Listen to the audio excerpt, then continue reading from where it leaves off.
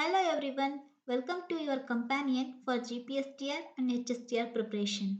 Today we are diving into a topic that is the backbone of educational psychology, child development stages. If you want to score full marks in the psychology section, this video is a must watch. Now let's begin. Before studying the stages, we must first understand the difference between growth and development, because these two terms are often used together, but they are not exactly the same. Growth mainly refers to physical changes in the body, such as increase in height, weight, and size. Development, on the other hand, refers to overall improvement in abilities, behavior, and skills, including mental, emotional, and social development. For example, when a child becomes taller, it is called growth.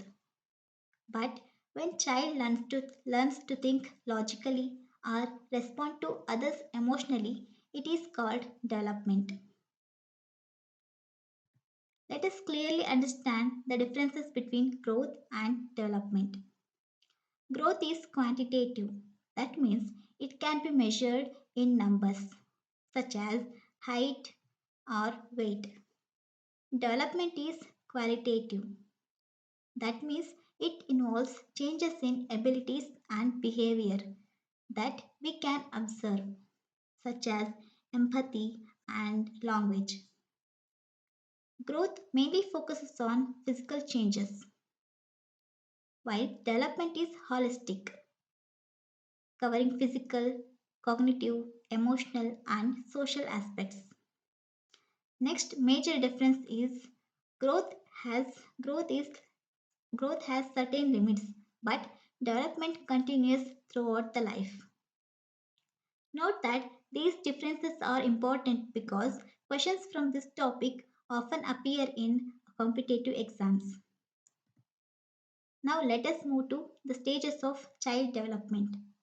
We all know that human development is a continuous process, but psychologists divide it into different stages to understand it more clearly. Each stage has specific characteristics that influence learning, behavior, and personality development of the child.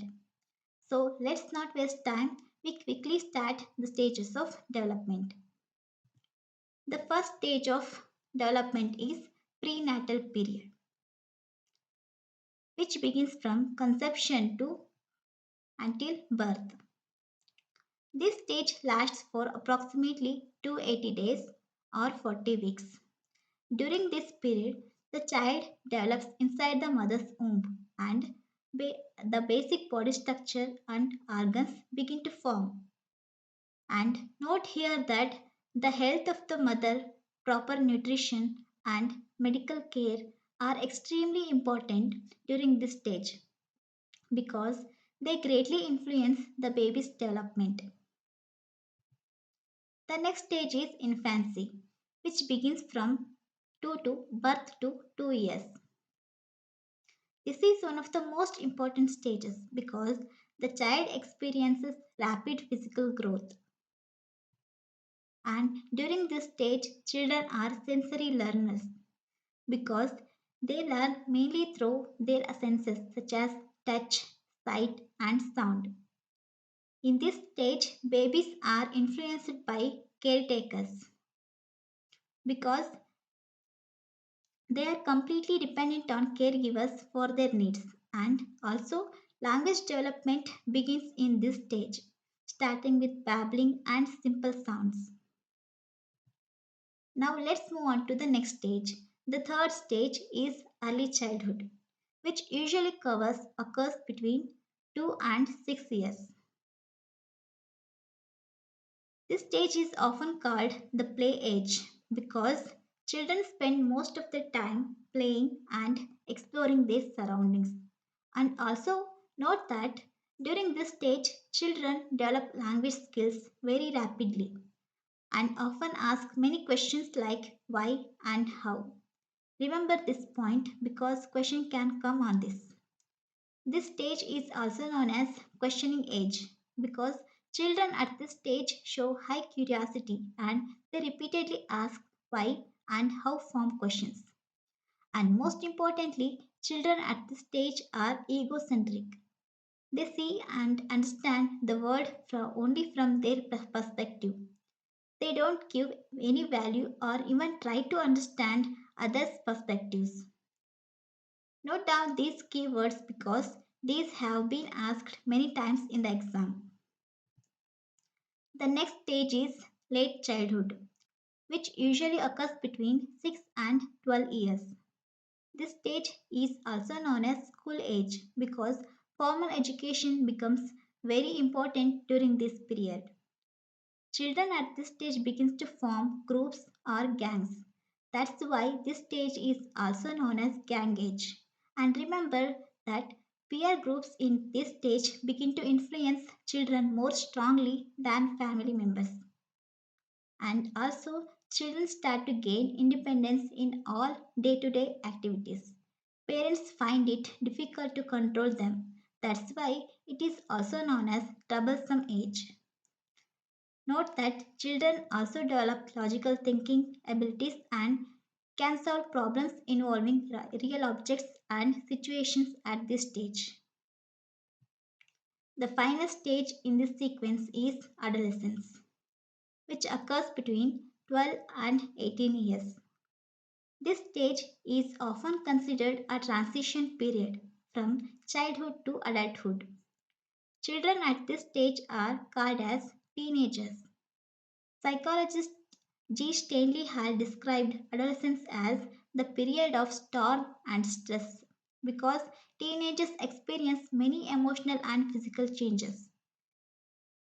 Teenagers at this stage feel confused about their identity and roles in the society. They face identity crisis at this stage.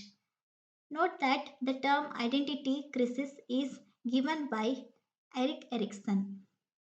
At this stage, teenagers develop secondary sexual characters. For example, in boys, their voice changes and also their height increases rapidly.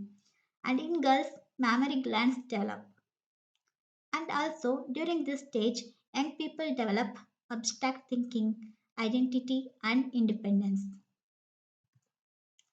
Let us now look at an important previous year question. Gang age is characteristic of which stage? Pause the video and comment your answer before I reveal it. Options: infancy, early childhood, late childhood, adolescence. The correct answer is late childhood because during this stage, children from peer groups are gangs, and during this stage, children form peer groups or gangs and spend more time with their friends. So, the correct answer is late childhood. Another important question often asked in the exams is about the period of storm and strife. Who called adolescence a period of great stress, strain, storm, and strife? Options are Jean Piaget, G. Stanley Hall, Elizabeth Hurlock, Skinner. The correct answer is G. Stanley Hall. This term was used by G. Stanley Hall to describe the emotional conflicts and adjustments experienced by the children during adolescence. So, the correct answer here is G. Stanley Hall. Here is another exam question. At which stage does a child's physical growth rate slow down compared to infancy? Options: prenatal, late childhood, early childhood, and birth. The correct answer is early childhood because the rapid growth seen in infancy becomes slightly slower during this stage. Hero worship is most prominent in which stage of development?